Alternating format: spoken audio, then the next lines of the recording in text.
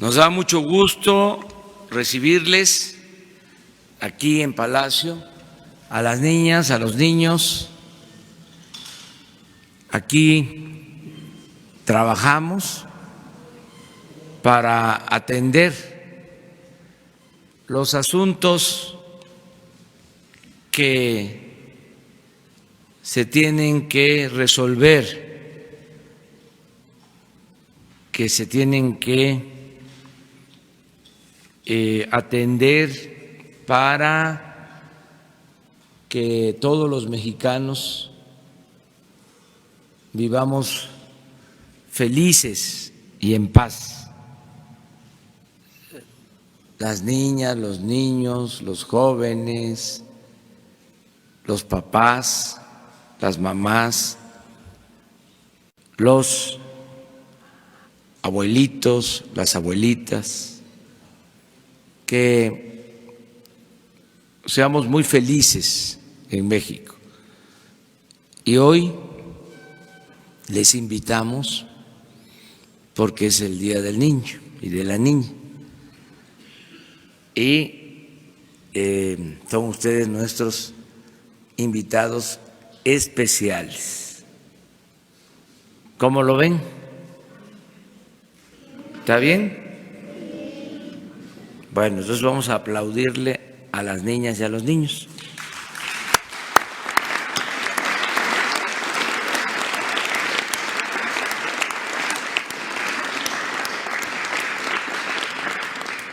Y la felicitación a todas las niñas y los niños de México. Parte de nuestro trabajo es informar a los ciudadanos de lo que se hace en el gobierno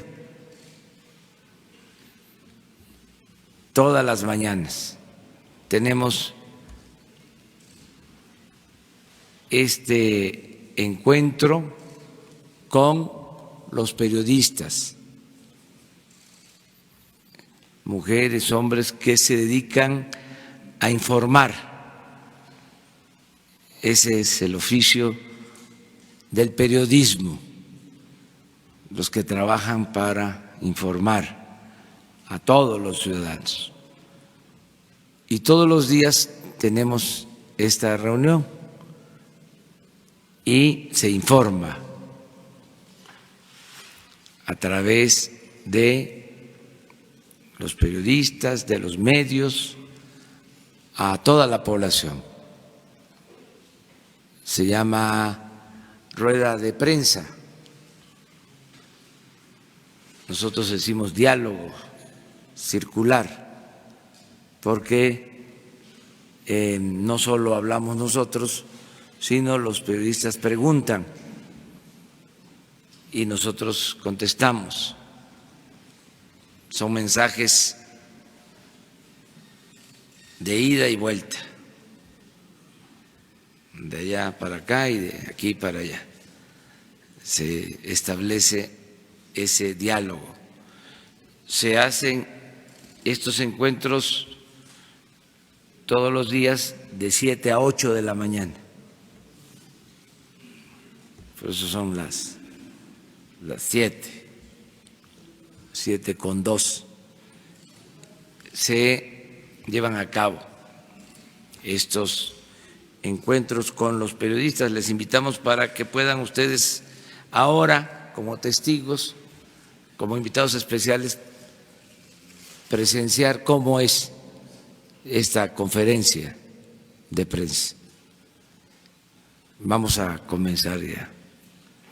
Ahora en las sillas de atrás están las periodistas y los periodistas, que siempre están aquí adelante, pero ahora ustedes son los invitados especiales, por eso están en las primeras filas.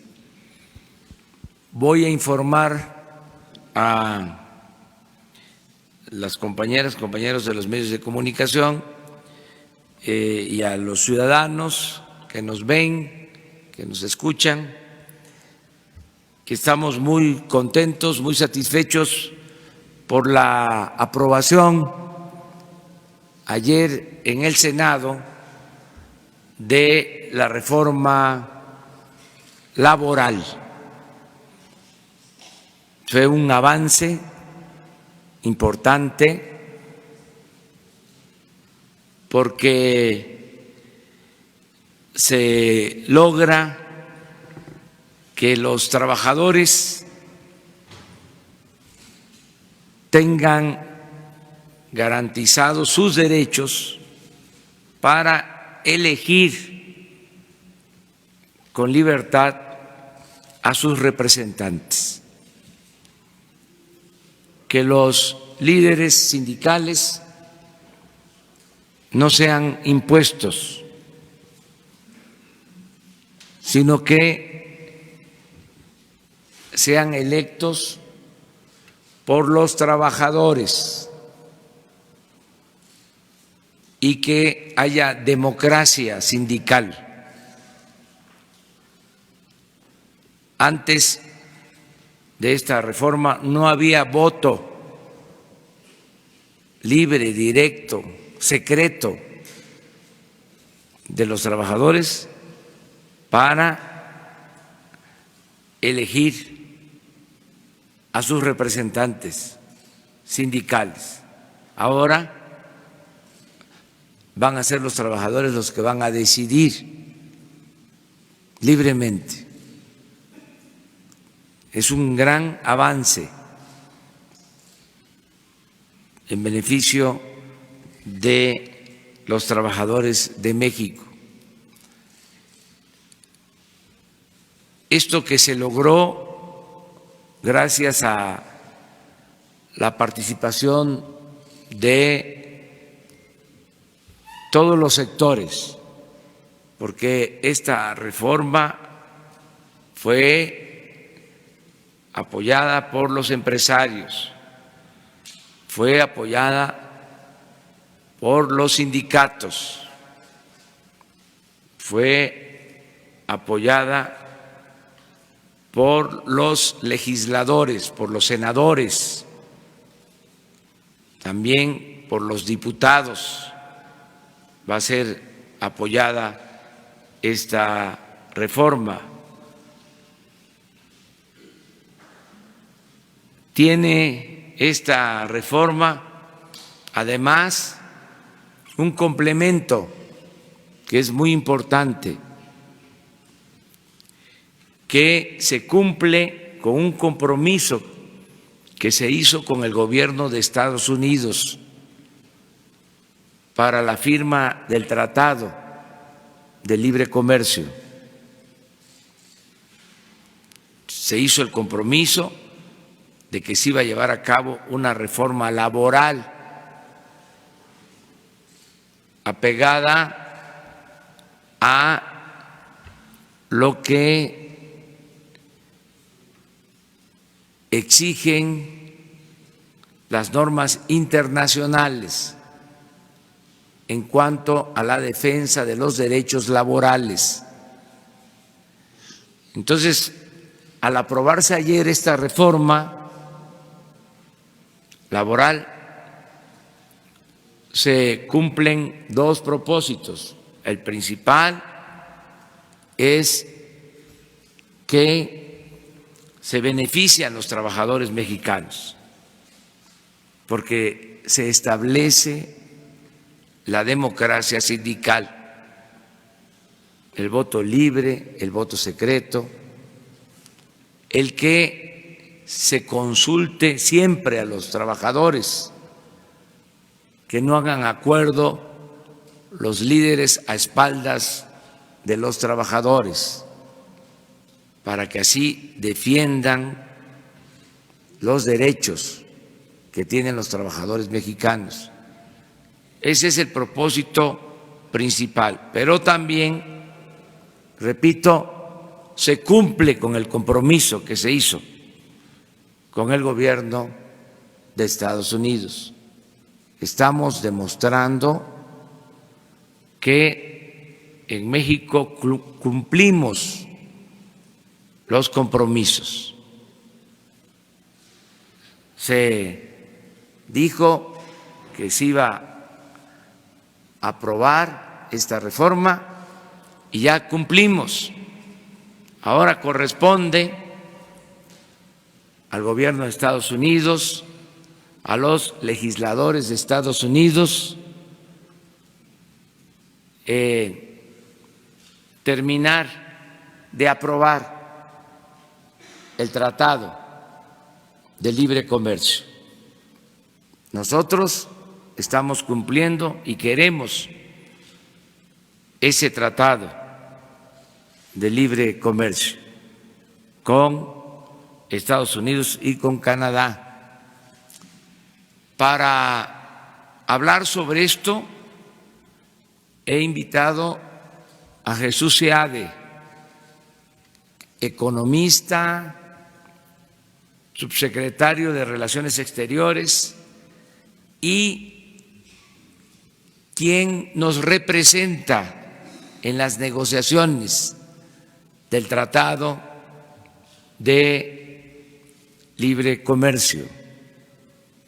Él es el representante de nuestro gobierno en las negociaciones que se llevan a cabo en Estados Unidos y en Canadá, Jesús Seade. Y él va a explicar la importancia que tiene lo que se aprobó el día de ayer, la reforma laboral, la importancia que tiene sobre todo por el cumplimiento de nuestra palabra en cuanto a la firma del Tratado de Libre Comercio.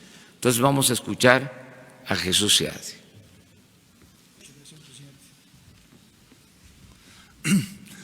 Muy buenos días a todas y a todos, en particular a los invitados de honor, los invitados especiales en este su día.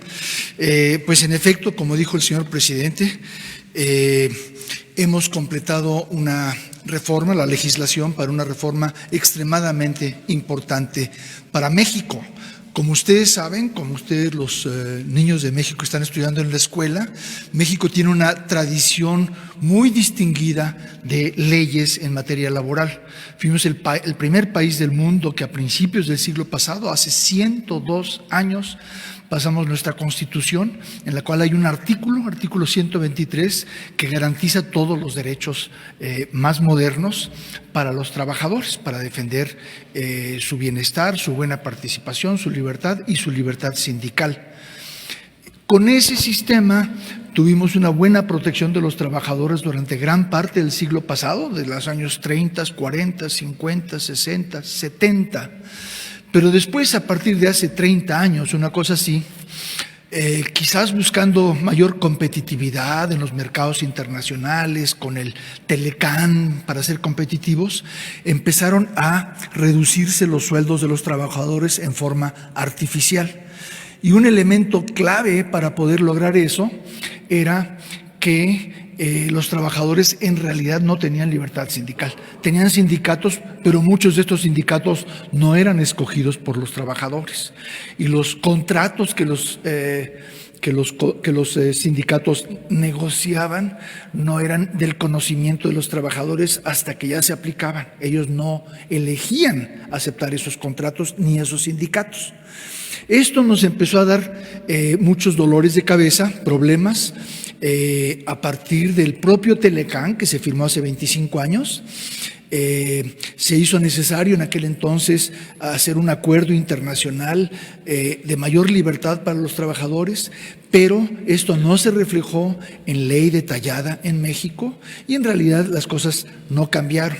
Y durante los últimos 20, 25 años hemos sido sujeto de muchas críticas de organismos internacionales. El organismo especialista en cosas del trabajo, que se llama Organización Internacional del Trabajo, que está basado en Europa, ha sacado muchos informes siendo muy crítico de la situación sindical, de cómo funcionan estas materias para los trabajadores en México.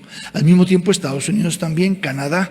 Entonces había muchas presiones por fuera y había muchas presiones por dentro, porque hay una cosa que se llama el salario salario real, que es el sueldo que reciben los trabajadores comparado a los precios, y este fue el más alto de América Latina en los años 70, y desde entonces ha ido cayendo, y ahora es uno de los más bajos entre los países grandes de América Latina. Entonces, todo esto reclamaba corrección para satisfacer las necesidades y los derechos de nuestros trabajadores y también los compromisos tomados por fuera. En ese contexto, nosotros adoptamos un compromiso en el Telecán de hacer lo que queríamos hacer por razones internas de México, y ayer se completó la aprobación por parte de los senadores, los diputados ya habían aprobado antes, de una reforma laboral extremadamente buena para México, muy moderna, muy ambiciosa, con muchos elementos de protección al trabajador, estabilidad de sus empleos, justicia en sus salarios, pero sobre todo lo más importante es que los trabajadores escogen mediante un voto libre y secreto a sus representantes, y también los trabajadores tienen que estar de acuerdo con el contrato bajo el cual van a trabajar, en un voto libre y secreto. Con eso cumplimos con nuestros trabajadores, cumplimos con una necesidad de muchas décadas de nuestro país, y cumplimos con los compromisos tomados con el exterior, en particular con Estados Unidos y Canadá, con el Acuerdo de Libre Comercio, que queremos que salga adelante, pero también con otros organismos que han invitado a México a corregir sus formas de relacionarse con los trabajadores. Entonces, es algo muy positivo para México, estamos muy contentos. Muchas gracias, señor presidente. Con permiso. Pues es básicamente la información. Como complemento, nos acompaña la secretaria de Gobernación, Niñas y Niños, la licenciada Olga Sánchez Cordero. Ella es secretaria de Gobernación. Por primera vez en la historia, una mujer es secretaria de Gobernación, la licenciada Olga Sánchez Cordero. Porque, como ustedes saben, tenemos que ser iguales, buscar la igualdad, nada de que solo los hombres puedan participar, tienen que participar mujeres y hombres en igualdad, en todo, niñas y niños. Entonces, también en el gobierno hay esta igualdad en los cargos que se tienen en el gobierno federal. La mitad son mujeres en las secretarías, son 10 hombres y 8 mujeres. Así es el gobierno, el gabinete. En la Cámara de Diputados y en la Cámara de Senadores, lo mismo, ya se logró también esta igualdad, mujeres y hombres. Igual, antes no era así. Ya hemos ido avanzando en eso y hay que seguir avanzando. Y también nos acompaña el secretario de Educación Pública, Esteban Moctezuma. Él es el encargado de todo lo relacionado con la educación pública, el preescolar, la primaria, la secundaria. Ustedes están en primaria, ¿eh? ¿En qué año? Segundo. o sea, tienen 7 años en promedio, 8, 7, claro, 7. Esteban se hace cargo de preescolar, primaria, secundaria, que se le llama educación básica.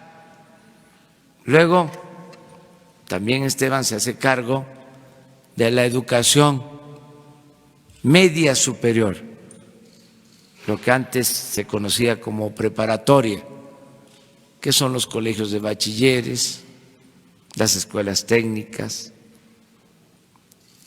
y también se hace cargo de la educación superior, las universidades, los institutos, y más allá de la licenciatura están los posgrados, maestría, doctorado, toda la educación, que es muy importante. Eso es el trabajo de Esteban, que trata con las maestras, los maestros de México, que son muy buenos. ¿Ustedes qué opinan de las maestras y de los maestros? ¿Son buenos? ¿Son buenos? A ver. Esto es muy importante. ¿Sí les enseñan? Sí. Bueno, un aplauso para las maestras y los maestros.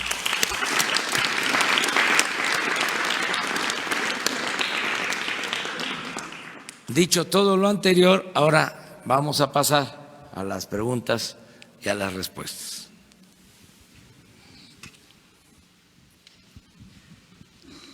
Presidente Constitucional de México, Carlos Pozos, de Líderes Mexicanos y Petróleo y Energía. Presidente, pues ya en el tema laboral, yo quisiera preguntarle, pues mañana es Día del Trabajo, saber si usted va a trabajar y saber si va a haber el desfile del 1 de mayo como se venía haciendo en años anteriores.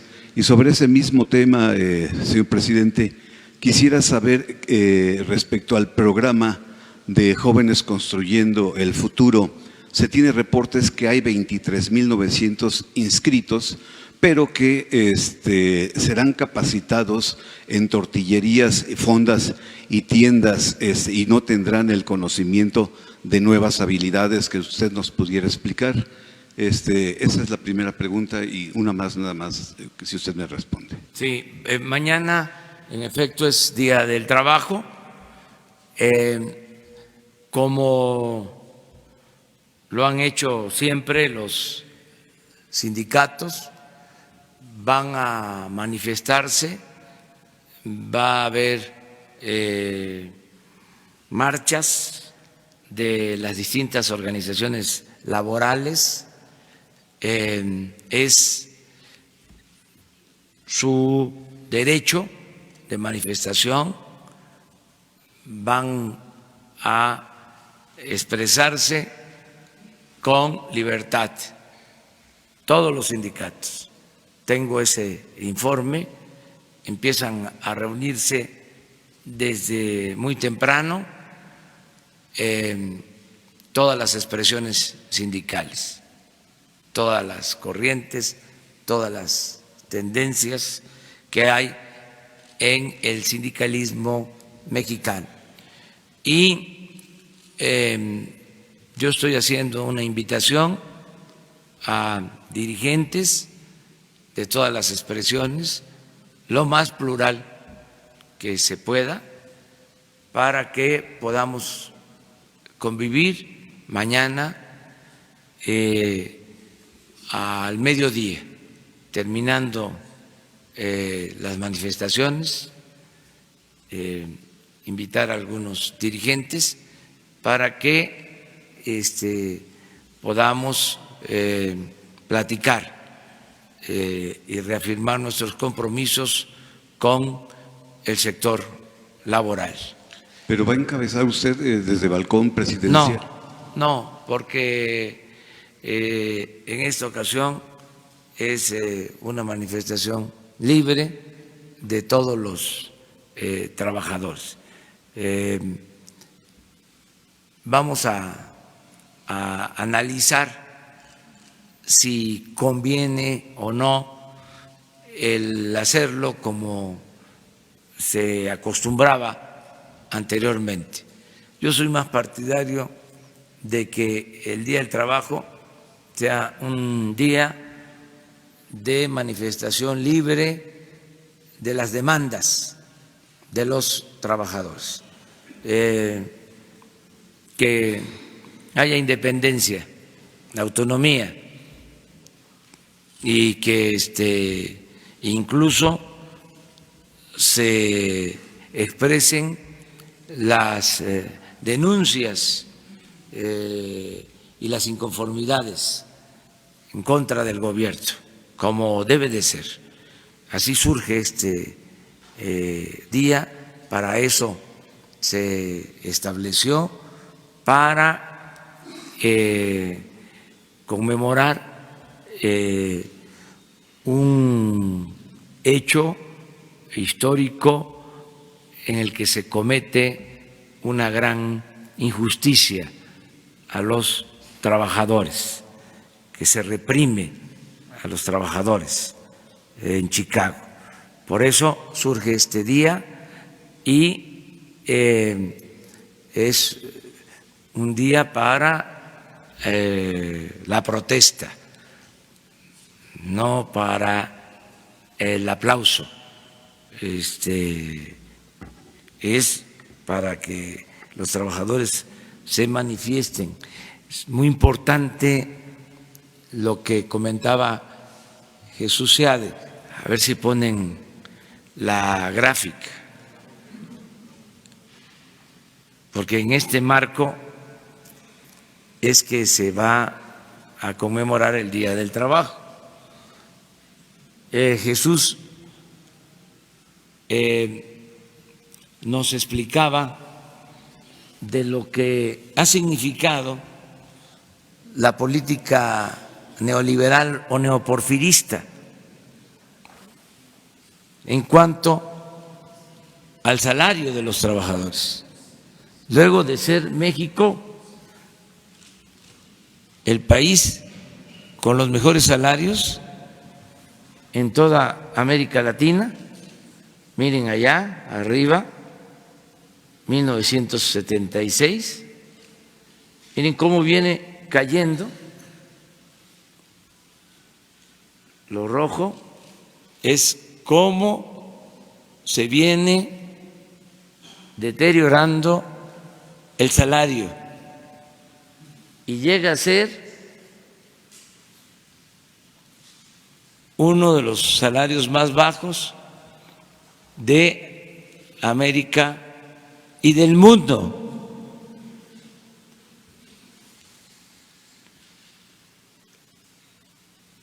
Es para nosotros muy satisfactorio poder decir que al inicio de este gobierno se da un aumento al salario mínimo y también a los salarios en general. Y ya se ve aquí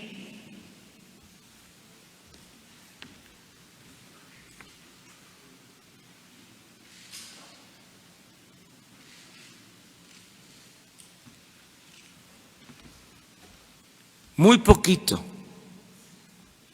pero ya empieza a repuntar,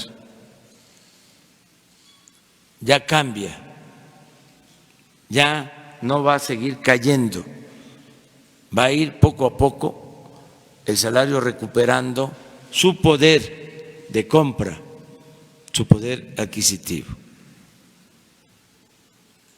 Entonces, en este marco es que el día de ayer se aprueba la reforma laboral y mañana pues es el Día del Trabajo. Bien, presidente, mi segunda pregunta. En 2018 usted anuncia la descentralización de las secretarías del actual gabinete. Quisiéramos saber cuál es el estado que guarda esta descentralización y finalmente la ley de austeridad está en stand-by. Hoy concluye sesiones el Congreso y si usted podría enviar un memorándum para que esta ley pudiera salir adelante. Bueno, va la descentralización, se está llevando a cabo poco a poco, pero sí ya una parte de cultura está en Tlaxcala, sí una parte de la Secretaría de Turismo está en Chetumal, ya prácticamente toda la Secretaría de Energía está en Villahermosa, hay un proceso de mudanza, Pemex va a Ciudad del Carmen, se tiene que descentralizar el gobierno. Es un compromiso que hicimos y va a cumplirse. Acerca de la ley de austeridad, yo espero que se apruebe para que no haya lujos en el gobierno. Ya se han tomado medidas, sin esa ley ya se redujo el salario de los altos funcionarios públicos, ya no hay fondo de ahorro especial para los altos funcionarios públicos, ya no hay atención médica privada para los altos funcionarios públicos, ya no se viaja en avión, en helicóptero particular, privado, todos tenemos que viajar en aviones de línea. Ya han habido muchas medidas de austeridad, pero falta que se apruebe la ley porque vienen otras medidas. ¿Cuáles? Por ejemplo, el uso de vehículos. No se van a comprar vehículos nuevos, ni se van a rentar vehículos en el gobierno, en toda la administración. Solo las patrullas, las ambulancias, los equipos para bomberos, lo que se requiera para la protección civil, pero no vehículos particulares para funcionarios públicos. ¿Qué otras medidas? Se va a reducir al mínimo los viajes al extranjero. Van a ser autorizados por el presidente. No van a poder salir del país si no hay una autorización y una comisión especial que lo amerite.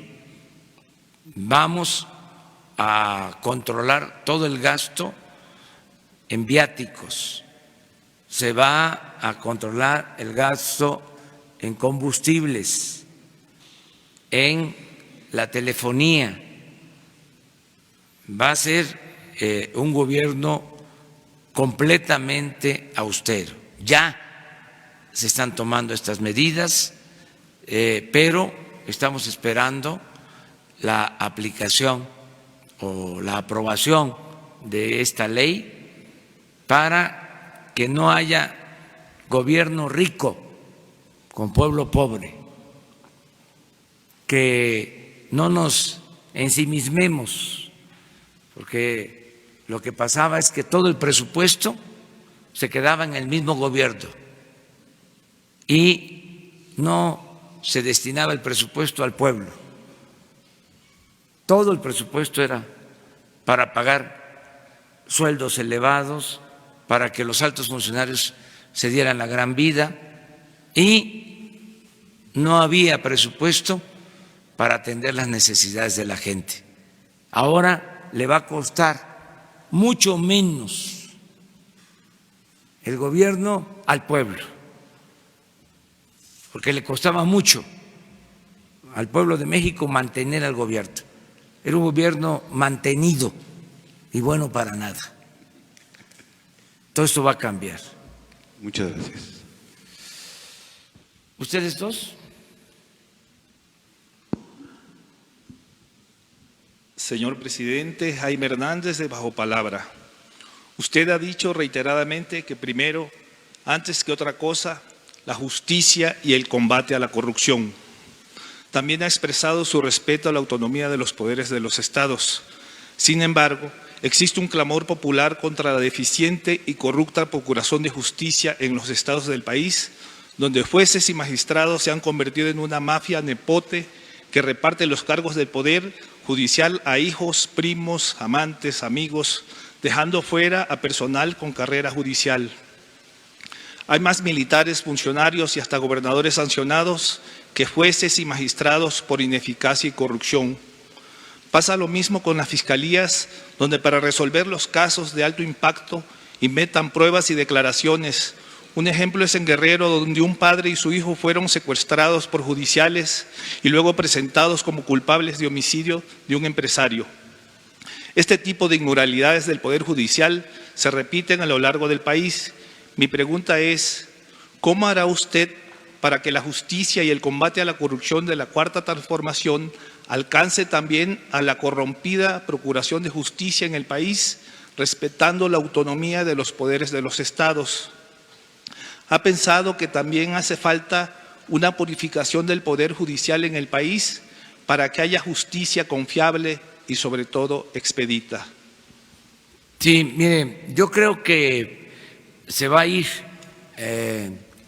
avanzando cada vez más en la impartición de justicia. En efecto,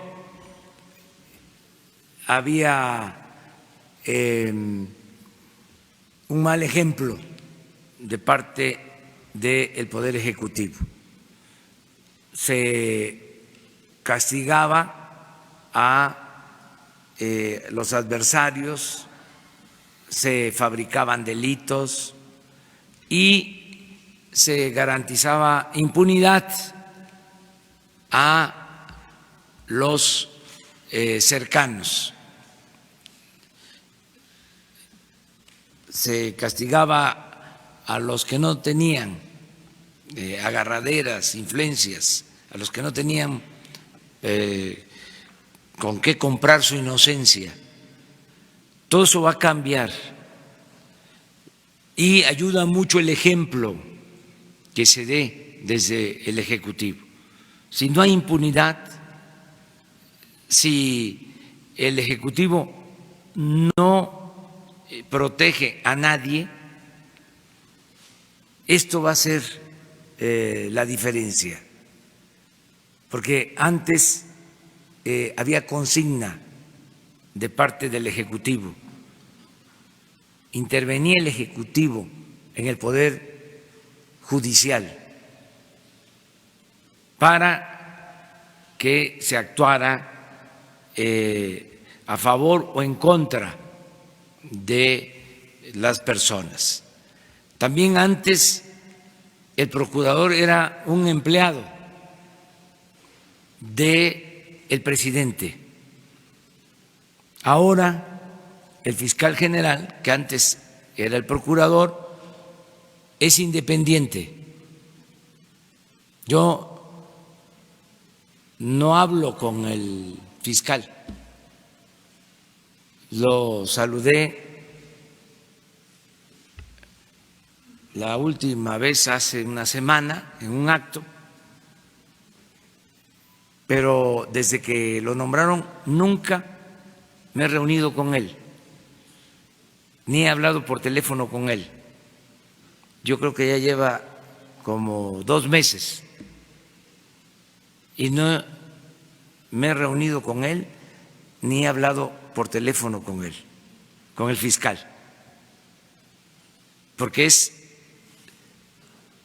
independiente, es autónomo. Lo que estamos nosotros planteando es que todos los asuntos que tienen que ver con la Fiscalía se deben de atender y vamos a estar presentando cuántos asuntos se han enviado a la Fiscalía y que ha habido de respuesta. En cuanto al Poder Judicial, lo mismo. No hay autorización de nadie para ir a pedir favores a jueces, a magistrados, a ministros.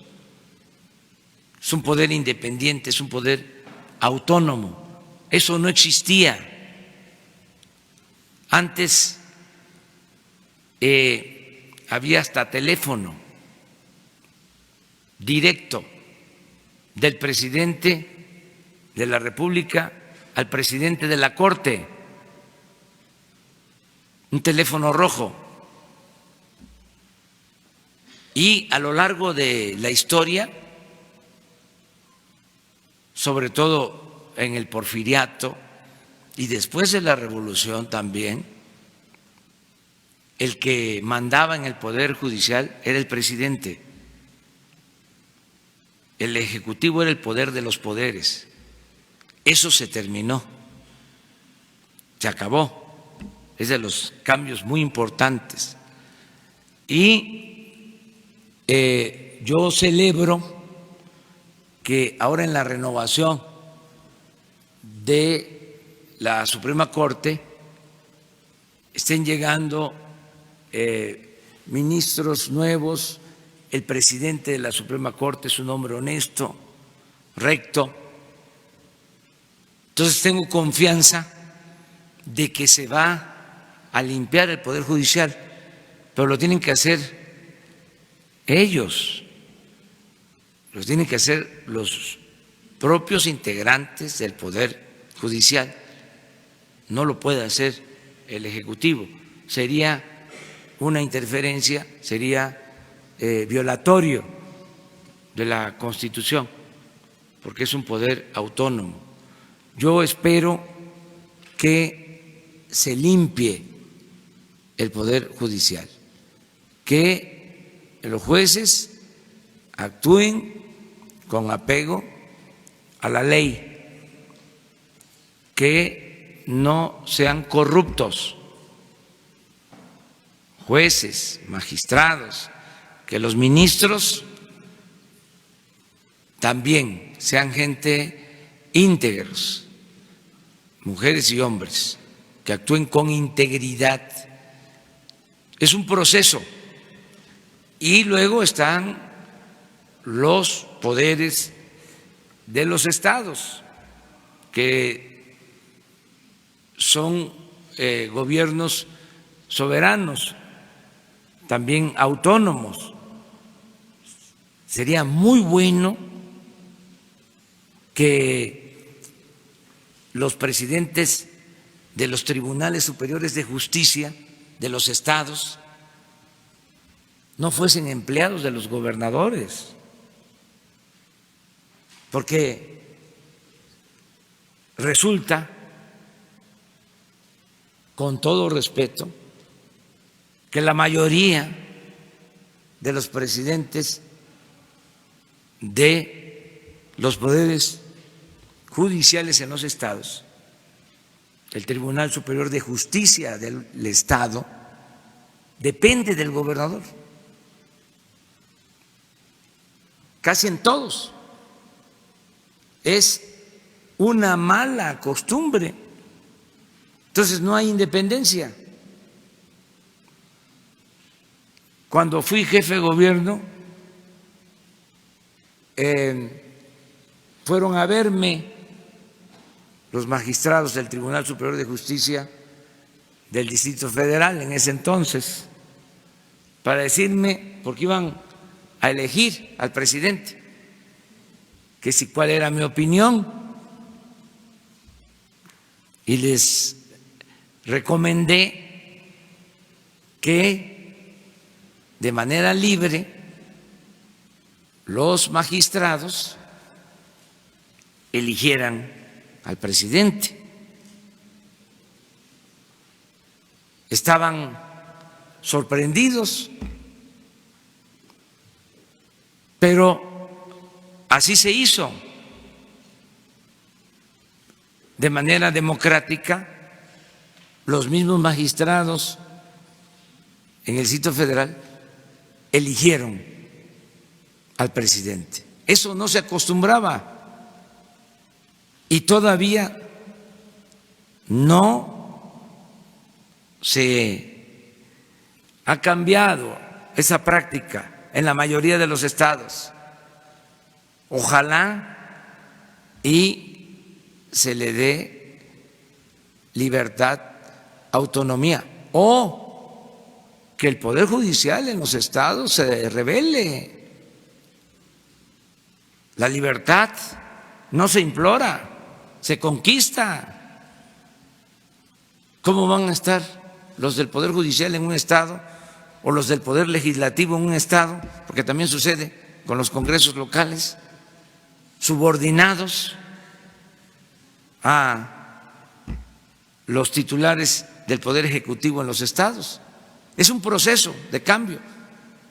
Y regresamos a lo de ayer. Imagínense que ahora los trabajadores van a poder elegir a sus dirigentes.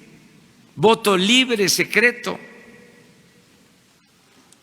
Me han informado que se aprobó en el Senado también una modificación al artículo 123 para que la democracia sindical aplique a los trabajadores al servicio del Estado.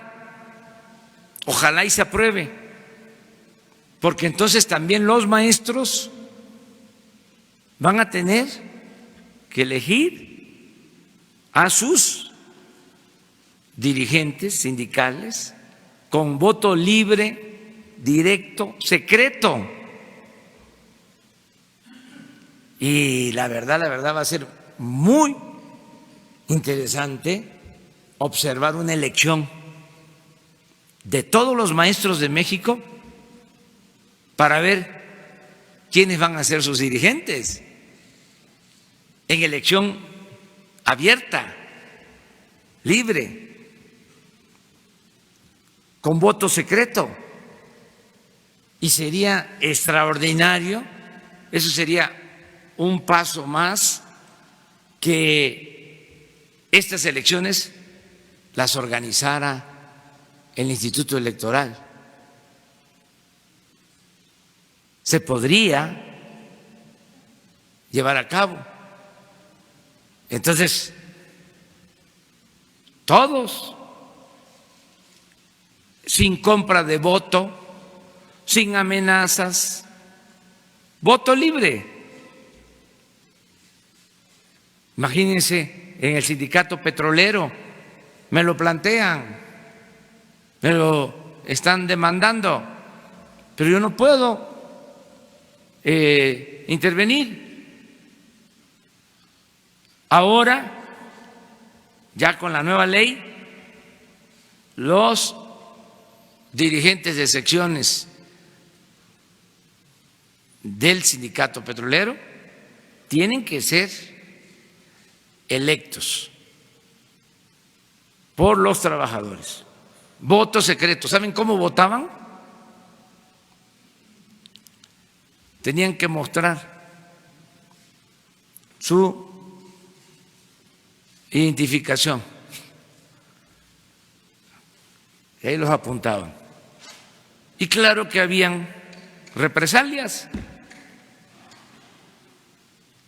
Se ponía cerca de la mesa donde estaban votando un representante del sindicato para estar apuntando.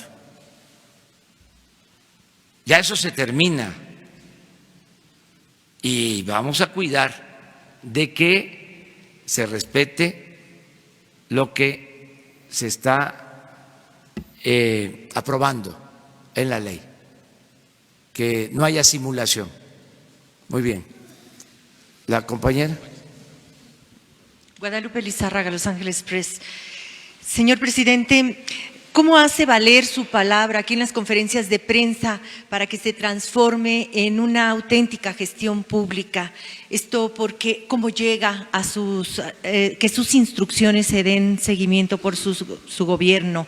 Lo digo porque en el caso del titular del Instituto de Mexicanos en el Exterior, Roberto Valdovinos, ha estado prohibiendo la entrada a migrantes a los foros consultivos en Estados Unidos. Uno de estos foros fue en Nueva York recientemente y la persona a la que se le prohibió entrar a este foro es un migrante con más de 20 años, Francisco Ramírez, albañil de oficio y un activista de derechos humanos, entre otras 4 personas más.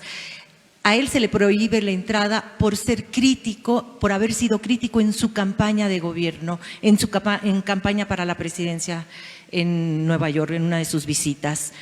Además de ese caso, pues fue maltratado verbalmente, físicamente.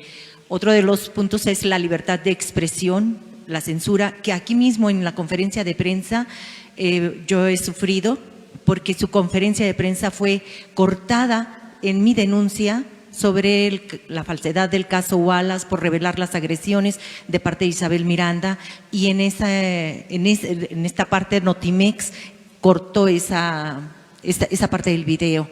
Y además también hay denuncias en el Senado, hay un punto de acuerdo por las violaciones a los derechos laborales de corresponsales en el extranjero, también por esta agencia del Estado. Esa es mi pregunta. Muchas gracias. Sí, mire, ya se escuchó la denuncia y el secretario de Relaciones Exteriores tiene que atenderlo. No hay ninguna indicación para limitar a nadie su derecho de manifestación, a nadie. Puede ser que alguien se tome estas atribuciones y además también no se puede de la noche a la mañana eliminar por completo el autoritarismo. Llevamos unos meses. Siempre digo que todavía no termina de irse el viejo régimen con sus prácticas y no termina todavía de nacer lo nuevo. Es un proceso de transición, lleva tiempo, porque es un asunto incluso de mentalidad, de cambio de mentalidad. Sí, entonces poco a poco tienen que ir entendiendo de que nosotros somos servidores públicos, siervos de la nación, y que tenemos que escuchar a todos y respetar a todos. Entonces, el hecho de que tú estés expresándote como lo estás haciendo, con libertad, y que nos estén escuchando, y que sepa el señor que estás señalando que no dejó pasar o participar a un migrante, ya este hecho, ¿sí?, es algo positivo, porque antes no se escuchaba a nadie, se silenciaba todo. Y además que Marcelo Ebrard tome cartas en el asunto. Acerca de si hubo censura en Notimex, no creo. En el caso de Notimex también ya se dio un cambio. Quien está a cargo de Notimex es una periodista profesional, íntegra, incapaz de censurar a nadie. Y aquí nos están viendo pues miles de personas, nos están viendo y nos están escuchando. Entonces no hay censura, hay transparencia completa. Muy bien, una más. A ver. Sobre el caso, presidente, buenos días y bienvenidos a los niños. En el caso de Venezuela, presidente, sobre este intento de golpe de Estado que está denunciando el gobierno de Nicolás Maduro y este llamamiento a salir a las calles, a los militares y a los ciudadanos que hace Juan Guaidó, ¿cuál es el posicionamiento que tiene su gobierno, presidente?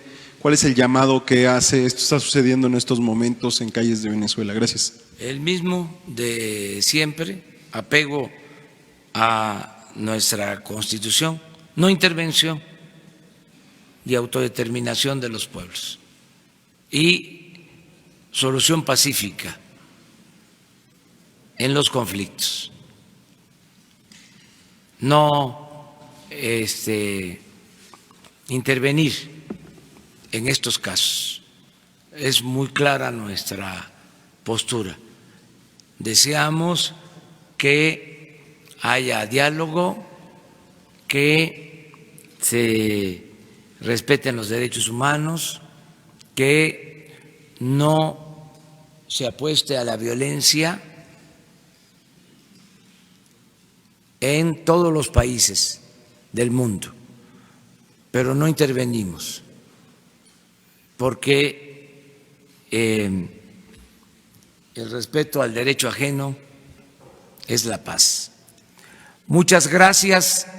Tenemos que irnos porque vamos a desayunar con las niñas y con los niños. Les informo, voy a estar en la reunión del Infonavit. Voy a estar el día de hoy como parte de mi agenda. Y vamos ahora a desayunar, ya es la hora de desayunar con las niñas y con los niños. Muchas gracias. Vámonos, vámonos.